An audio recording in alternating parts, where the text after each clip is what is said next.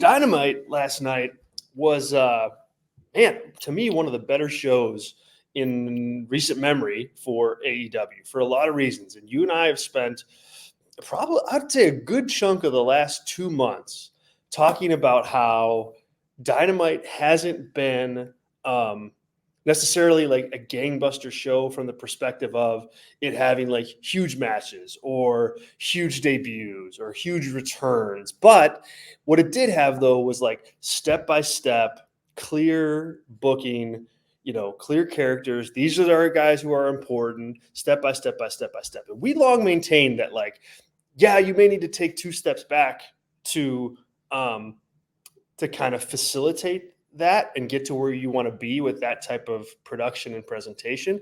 But once you get there and once you lay that foundation, you can really build on it successfully. And I thought last night was a very good night for AEW in terms of building on that foundation. There was really good matches. There was some big news, some good promo segments, and a great angle at the end of the show. So yes, maybe I'm loading the question here.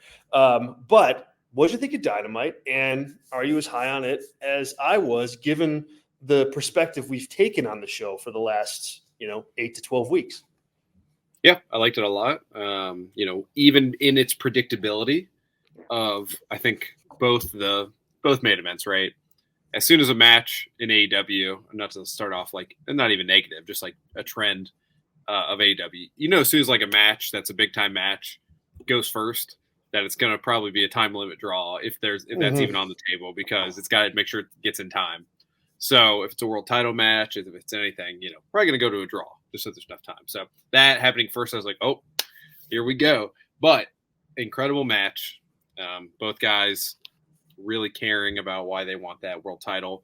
Joe also not being like, oh, well, whatever. I'm, not that he's a babyface, but him being pissed off about it is awesome, right? Like, he should be pissed about it. Like, he should be like going to Tony Khan and slamming through a table for even having that be an option, or whoever's idea this is. And yeah, I mean, awesome moment in the main event. You know who the top people are throughout the show, and within the women's division as well. Obviously, it's classic AEW and like all those like good work stuff. Characters now defined for us to care about. And Tony Khan has an announcement that is like 2 tiers below a big announcement. It is a big announcement, and like what we're reading in between the lines and the reports out there. Obviously, hopefully you're ordering the most artisanal crow for you to eat here on the show, or Zach will send you the best. It's going to be the best crow we can find. So yeah, I mean, like you said, not that they took it down to the studs, but it was a big refresh, especially post MJF and Adam Cole. Yeah. That storyline finishing, Joe becoming a new champ, just like a hard reset on who are the important people. And the only people that are super duper important in AEW today, February 8th, 2024, that have been super duper, important since even 2022, that won last night, it's Adam Page. He didn't win, but he's tied. Everyone else, and Sting too, and Darby, I guess. But, it's a lot of the women's division, who's at the top of the card in the men's division, just like a lot of recycling of that natural process that we're going through to catch